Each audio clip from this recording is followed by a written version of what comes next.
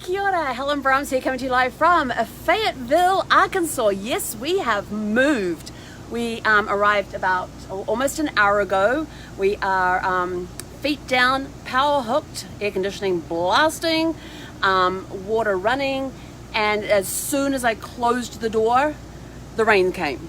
So it's been a very interesting day. So it only took us 2 hours and 15 minutes from when we left Atlas to get to here, with a stop along the way. We had how long did we stop for? 30-40 minutes. We had to have a stop because there was something we just had to do today that's part of a surprise, and I can't talk about it because then it wouldn't be a surprise. Anyway, so hope you're all off to a super fantastic sparkling start to your day. I know we are here, and we're going to get Zeffy's crate hooked up, cleaned up. I thought I just killed you. Got another fly buzzing around. I just killed one. Don't like flies in the RV. So I'm going to get Zeffy's crate set up, have some lunch, have a nice refreshing shower, and then I have something very important happening this afternoon that I can't talk about. You'll have to find out later. So for today's challenges, it's all about it's done. What do I mean? It is Finish It Friday. For your mindset, you are to complete the week. Is your week complete? Declare it complete. For your business, get those last minute projects done and finished for the week so you can start the weekend with a clean slate, ready to go into next week of all planning and everything else. And then for fun, oh my gosh, fun. What can you do with fun? Fun? How about this? If you normally do housework on a Saturday, get it done today. And then you have a free day tomorrow. Woo-wee! So yeah, so it's all about so for fun, it's all about finishing up. If you were doing the coloring project earlier in the week and you haven't finished your coloring project, go do that. If you were, look back over the week's challenges for the fun side of things, and if you were in the middle of doing something crafty, coloring, whatever it was, how about using today to finish that project off? Because it's all about being complete, being done, and finishing it off on Friday, so you start the weekend with a nice clean slate. I am seriously going to go and cut my bangs today. They are driving me insane. So my hair might look a little funny later on. if I get the courage to actually do it. Last time I cut my bangs was like 1998, I think it was. 97, I think. 97, 98, somewhere around there. And I was at Northern Virginia Community College doing my associate degrees in hospitality management, restaurant management, and hotel management.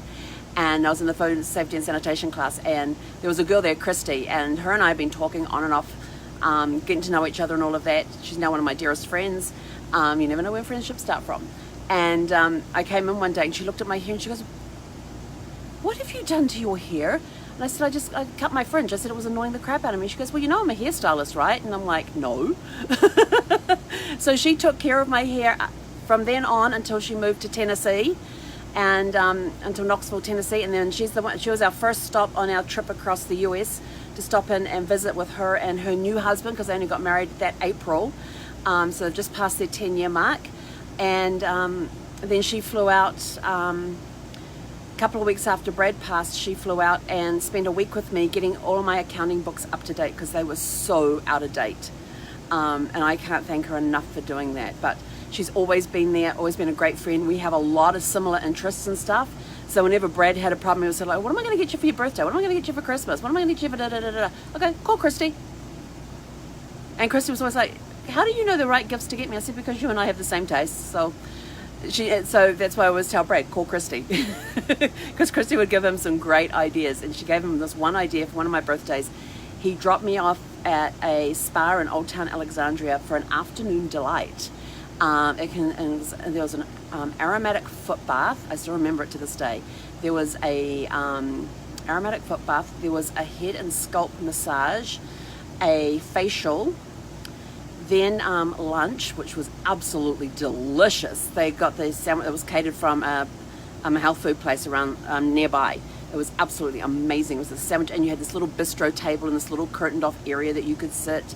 It was just absolutely cute and gorgeous, and the water was really, I don't know if they used bottled water, what they used, but it was very invigorating water. And then after lunch I had a full body massage, and then after that there was a manicure and a pedicure, and then they did my hair and makeup, and then Brad came and picked me, and when I was finished, Brad then came and picked me up. So I'd been pampered basically the entire day, because I think my thing started at 10 o'clock and he picked me up like 3 in the afternoon or something, no, 3 or 4, and then we went around, no, it must have been around 4 o'clock, because then we went around the corner in Old Town Alexandria, and there's a restaurant, I don't know if it's still there, but there was a restaurant there called Bilbo Baggins, and Brad being a huge Lord of the Rings fan, and this was after the first Lord of the Rings movie had come out. And so we went there. We'd heard mixed reviews about it. We'd heard that the food was really good, but the service was atrocious. And we got there. We had an amazing meal, and they had and Brad had the white chocolate bread pudding. And from then on, and bread pudding was one of his favorite desserts. And wherever he went, if they had bread pudding on the menu, he would get it. He said, but nothing ever topped that white chocolate bread pudding that we had at Bilbo Baggins. It was really good. But he said there were others that came close, but nothing surpassed.